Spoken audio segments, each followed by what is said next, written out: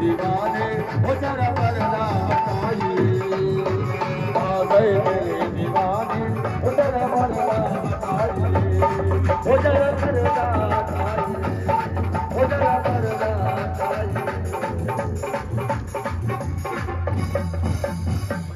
बोली बांके बिहारी लाल की जय हो। एक बार जयकारा तो थोड़ा उत्साह वाला हो जाए, क्योंकि बारात आने वाली है। अब बारात जब आती है तो घराती से ठंडे ठंडे बैठे रहेंगे तो कैसे क्या होगा। बारात कुछ ही समय में आने वाली है, तो बड़े जोश और उत्साह के साथ में बोलिए नंद के लाला की, बोलो आड़ा हनुमान की जय। आज का षष्ठम दिवस की कथा आप सभी ने बड़े भाव से श्रवण करी। कल इसी प्रांगण में यज्ञ होगा, और यज्ञ भी देखिए ठाकुर जी की ऐसी कृपा हुई। और कहते हैं कि संत का जीवन जो होता है, संत अपने लिए नहीं जीता है। हम तो हमारे लिए अपने लिए जिएंगे, लेकिन संत जो होते हैं वे परोपकार के लिए जीते हैं कि हम तो पुण्य करें जो करें, लेकिन लोगों से भी धर्म का कर्म होता रहे।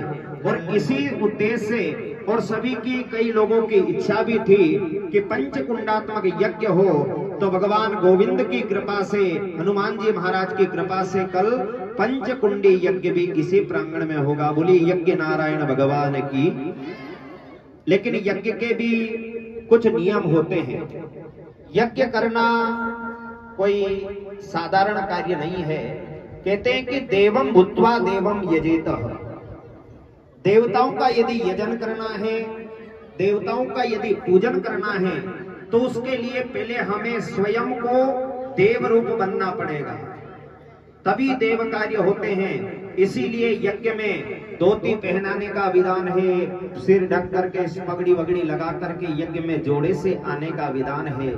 तो पूर्ण विधान के साथ में यदि यज्ञ करेंगे तो यज्ञ नारायण भगवान की कृपा समस्त क्षेत्रवासियों के ऊपर बनी रहेगी।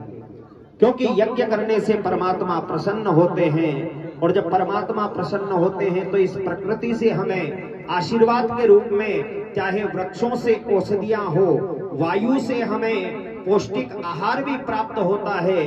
तो सज्जनों, यज्ञ करना कोई साधारण कार्य नहीं है। यज्ञ का धुआं जहां जहां तक जाता है वहां की भूमि पवित्र होती है। देखिए संतों का समागम, हनुमान जी महाराज का धाम, और दूसरा यहाँ पर भागवत की कथा, और तीसरा यहाँ पर यज्ञ।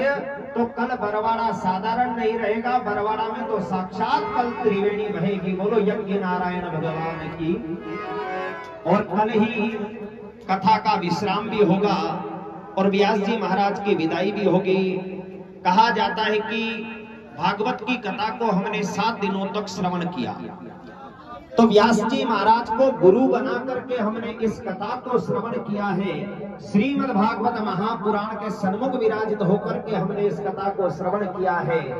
तो कथा के विश्राम में सभी को भागवत जी का पूजन और व्यास जी महाराज का पूजन भी कल करना है।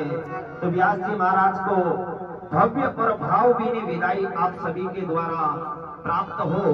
तो कल सभी भागवत जी का पूजन भी करेंगे।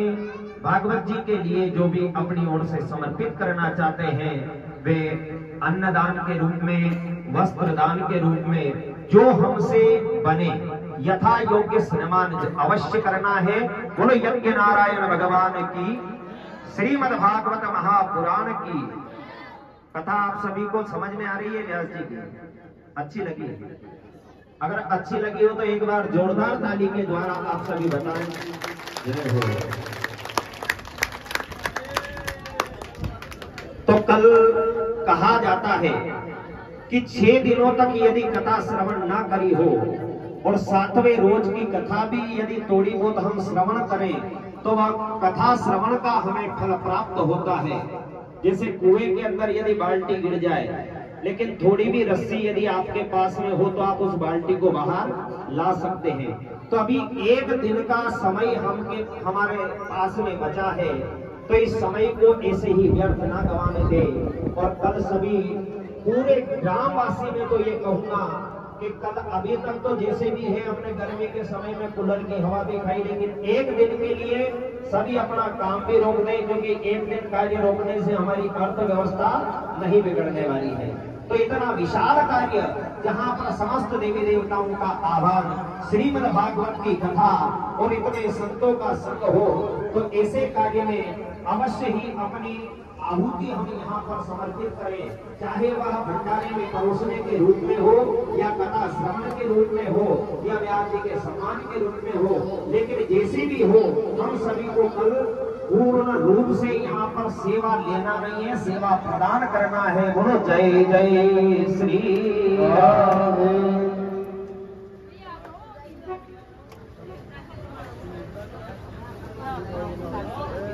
हवन करते हैं बता दो महाराज। देखिए यज्ञ का जो समय है ध्यान देंगे, पूजन प्रातः काल 8:30 बजे पूजन प्रारंभ होगा और 9:30 बजे यज्ञ प्रारंभ हो जाएगा।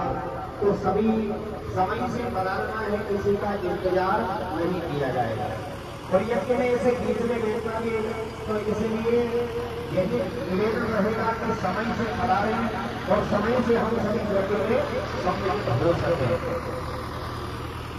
अब आप सभी भगवान श्री कृष्ण और मैया